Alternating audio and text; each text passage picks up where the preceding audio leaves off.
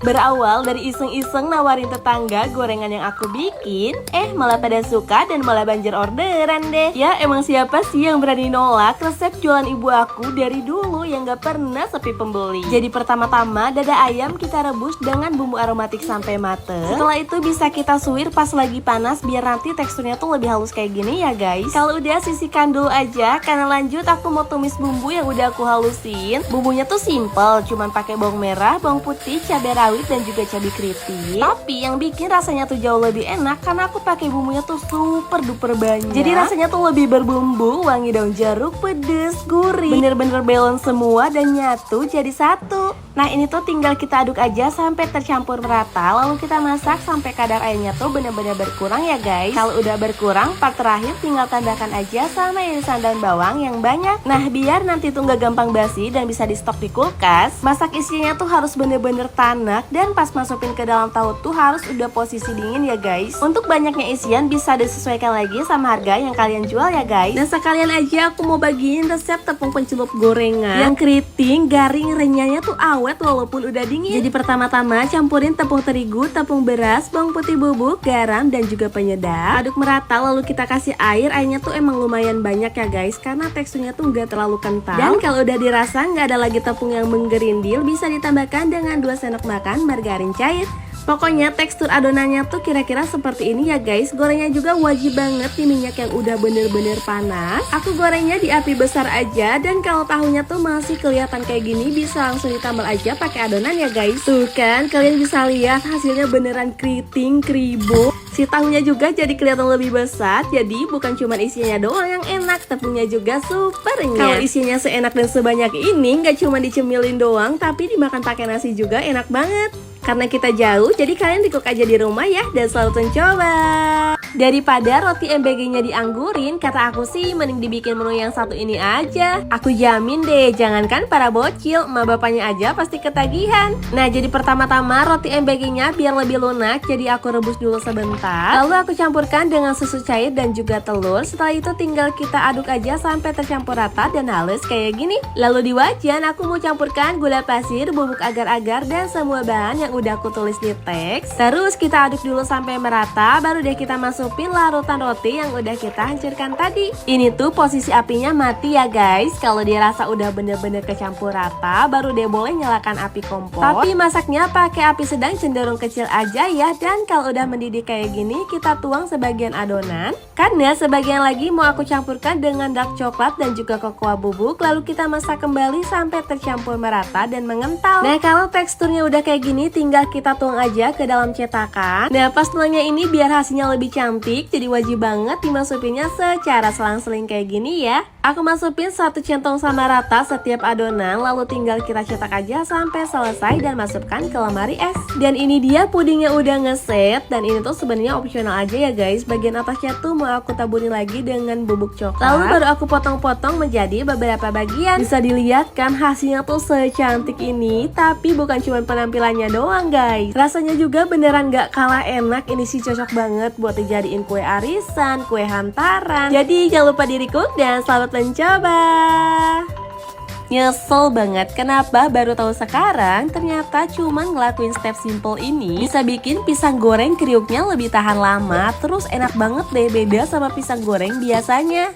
Nah jadi pertama-tama pisangnya aku belah menjadi 2 bagian. Terus mau aku gepek sedikit biar nanti tuh hasilnya lebih pipih. Nah kalau untuk pisangnya kalian bisa pakai pisang kepok, pisang tanduk, pisang uli ataupun pisang raja. Dan untuk tepungnya tuh aku pakai 3 macam ya. Tinggal dicampurkan aja dengan semua bahan yang udah aku tulis di teks. Tapi untuk bagian uang airnya tuh secara bertahap aja ya guys, karena kita mau teksturnya tuh yang beneran kental banget. Jadi kalian tuangnya tuh secara bertahap aja sampai nemu tekstur tuh yang kayak gini. Nah ini nih yang bikin beda karena aku mau larutin dulu 6 sendok makan gula pasir dengan 2 sendok makan margarin. Kita masak pakai api sedang aja dan jangan diaduk ya guys. Cukup digoyang-goyangkan kayak gini aja sampai nanti tuh meleleh jadi karamel. Nah kalau udah meleleh tambahkan air lalu dimasak lagi sampai mengental dan tuang ke adonan tepung tadi. Nah di tahap ini kita tuh perlu ngaduk cepat ya guys biar si tepung sama si gulanya ini nggak menggumpal. Pokoknya kira-kira hasil si tepungnya itu licin kayak gini. Kalau udah kayak gini tandanya udah siap dipakai. Dan tinggal kita masukin aja pisang yang udah kita geprek tadi. Nah, gorengnya tuh wajib banget di minyak yang udah bener-bener panas. Kita goreng pakai api sedang aja sampai warnanya agak kecoklatan kayak gini. Kita angkat dulu dan dinginkan selama 10 menit karena nanti tuh mau aku double fry. Untuk yang saltbox sama wajan yang aku pakai, aku tuh lagi pakai wajan stainless steel SUS 316 dari Premier yang udah medical grade, jadi aman banget buat digunakan sehari-hari. Udah menggunakan 3 lapis baja anti karat premium, jadi udah pasti ya lebih awet dan tahan lama. Nah, untuk menggoreng pisang kedua kalinya, pastikan minyaknya tuh udah bener-bener panas. Kita gorengnya di api besar aja dan gak perlu lama-lama ya. Kalau udah kecoklatan kayak gini, tinggal angkat dan tiriskan deh. Ini tuh beneran enak banget, tapi saran dari aku kalau kalian mau bikin pakai pisangnya yang udah mateng kebangetan ya, biar karamel dari pisangnya tuh lebih keluar. Jangan lupa di-cook dan selamat mencoba.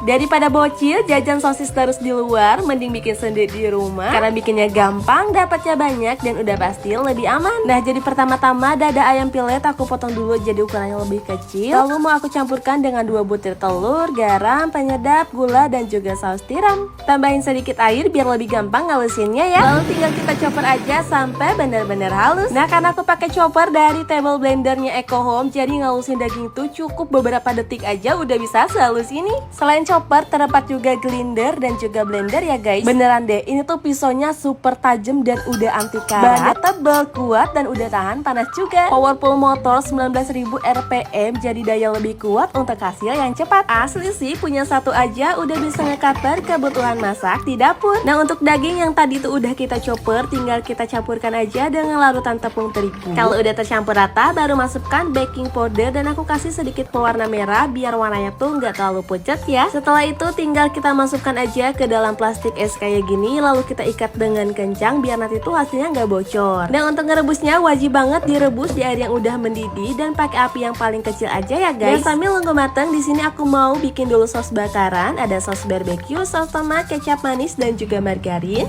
Oke deh, balik lagi ke sosisnya. Kalau udah mateng, tinggal kita angkat, tiriskan, dan dinginkan. Kalau udah dingin dan padat, bisa ditusuk pakai tusukan sate, lalu kita lumuri dengan sos racikan tadi. Sebenarnya nggak cuma bisa dipanggang doang ya guys, bisa juga digoreng atau cuma di grill pakai margarin doang juga udah enak. Karena ini kan bikin sendiri, jadi ayamnya tuh lebih banyak. Pokoknya kan wajib banget recook di rumah deh, dan selamat mencoba.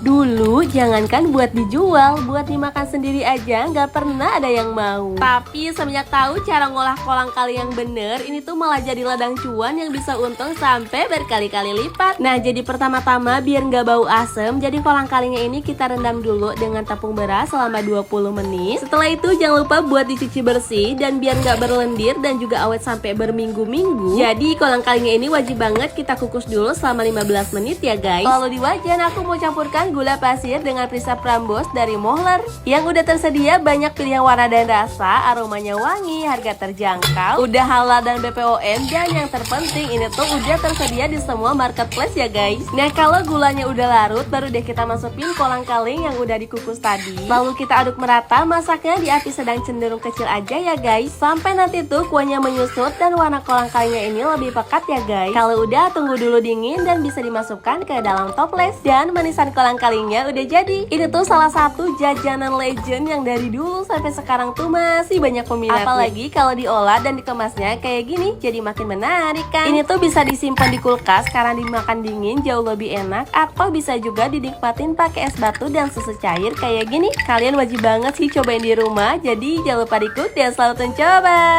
Ternyata ini loh cara yang bener bikin puding karamel supaya nggak bau amis dan juga anti gagal. Nah, jadi pertama-tama kita lelehkan gula pakai api yang paling kecil. Ini tuh jangan diaduk dulu ya guys, sampai nanti si gulanya tuh bener-bener mencair, baru tambahkan air dan boleh diaduk. Setelah itu bisa dituang ke wadah tahan panas, lalu kita sisihkan dulu aja biar gulanya tuh ngeset. Nah, di blender aku mau campurin 4 butir telur, keju oles, susu kental manis, vanili, dan biar nggak bau amis, jadi kita pakainya susu yang varian karamel ya guys. Setelah itu tinggal kita blender aja sampai benar-benar tercampur rata. Nah, untuk blender yang lagi aku pakai ini, aku pakai dari Eco Home Blender 3-in-1 yang gak cuman bisa buat blender doang, tapi dapat juga grinder dan juga chopper. Dan bowlnya ini terbuat dari bahan kaca yang tebal, kuat, dan tahan panas. Dilengkapi juga dengan pisau yang tajam dan udah anti karat. Powerful motor 19.000 rpm, daya lebih kuat untuk hasil cepat. Kalian bisa lihat sendiri hasilnya, ini tuh bener tercampur rata, lembut, sama sekali nggak ada yang gumpal, padahal ngalusinnya nggak nyampe sampai 1 menit loh. Nah, sebelum masuk kukusan jangan lupa ya ditutup dulu pakai plastik wrap atau pakai aluminium foil ya guys. Kukusnya emang lumayan lama, sekitar 50